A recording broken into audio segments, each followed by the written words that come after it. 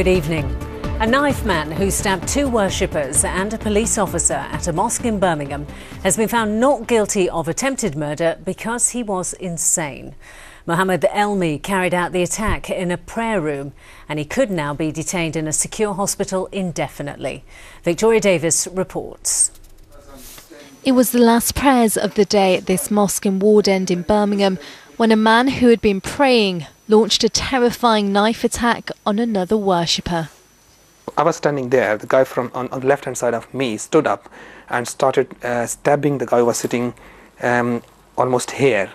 And initially I thought he was just punching that guy, but when I heard the screaming and when I saw the blood on the carpet, then I realized that he was being stabbed. He came here, I think this wall, yeah, and the guy who was initially holding him, he got injured on his thigh, and he was losing control of the guy who was attacking the other guy. So I held his right hand in which he had a knife, and then he started shouting at me that leave me alone and I want to kill that person.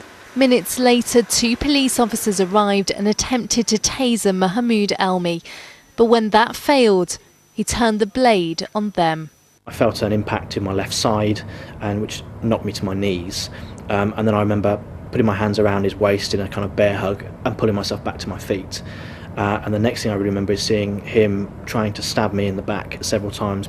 As I looked down, I saw blood coming from under my vest, and as I peeled that back, I saw my insides coming out, at which point I've kind of keeled over and collapsed. The Knifeman managed to get beneath PC Azam Koch's stab-proof vest, causing permanent damage to his muscle and coming within millimetres of puncturing his bowel. The police officer says he owes his life to the worshippers who restrained the Knifeman and administered vital first aid. The fact that these people have come to our aid shows a great sort of strength of character on their behalf. No doubt, but between everybody there, they've saved my life. This mobile phone footage shows the moment Elmi was led away by police. The 32-year-old was charged with 2 counts of attempted murder and 1 of wounding. But today, a jury ruled that he was insane at the time of the offence in June and returned verdicts of not guilty by reason of insanity. In the meantime, this police officer has been hailed a hero, and this doctor has been awarded for his bravery in restraining Elmi and treating the wounded.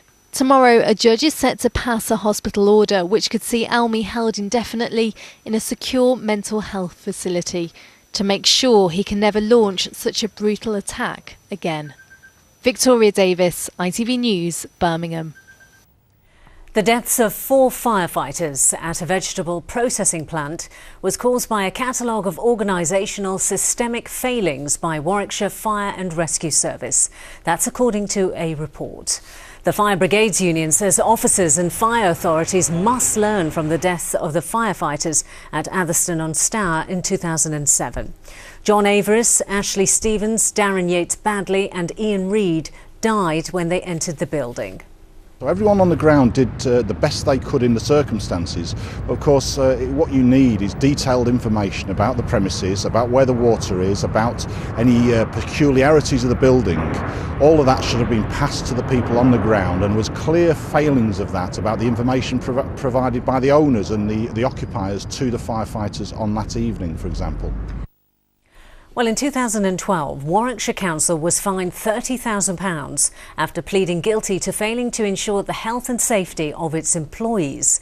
In response to today's report, Chief Fire Officer Andy Hickman said, "The events of 2007 have already been the subject of an exhaustive, independent inquiry and lengthy criminal proceedings.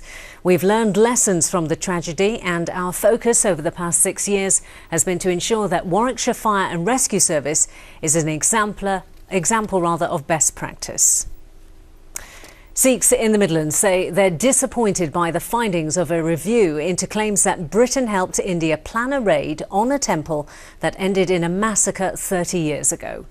The Foreign Secretary, William Hague, presented the review to the House of Commons at lunchtime today.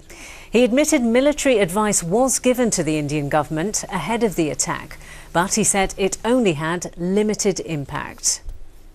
There are 2 major shortcomings in his presentation today. One is the news that key documents were destroyed, were burnt, and that is very disturbing indeed. And secondly, the time frame of the inquiry is very narrow. It's only for 6 months, the first half of 1984. I think we need a stronger sense of recognition from the government on the pain that will be caused by the admission that's in the even limited report that was issued today. An 11-strong Aston Villa syndicate is celebrating tonight after scooping £1 million on the Euro Millions. The Villa fans, known as Bar One, who are from Sutton Coldfield, won the prize on the millionaire draw at the end of last month. We asked the Lucky 11 how they reacted to the good news.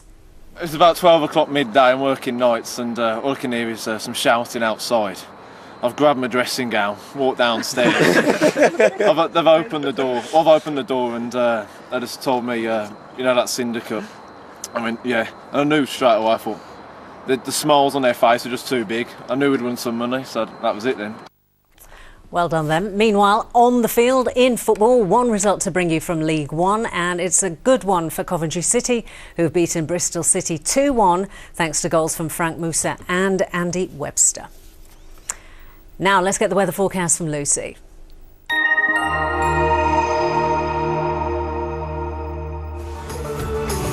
A short break. Whatever the weather. ITV Local Weather, sponsored by Centre Parks. Hello, well, some really heavy downpours through this evening and more rain to come as we head through the rest of this week. It's all down to a deep area of low pressure that's also giving us a really strong wind. A Met Office yellow alert in place for tomorrow, gusts of 40 to 50 miles per hour quite possible. So that low pressure making its way in a northerly direction and pushing all this rain our way. It will gradually clear away, but only to be replaced with some heavy showers through the day tomorrow. So wet and windy overnight tonight. Some drier intervals first thing tomorrow, but the heavy showers will soon roll in. I'll see you then. ITV Local Weather, sponsored by Centre Parks.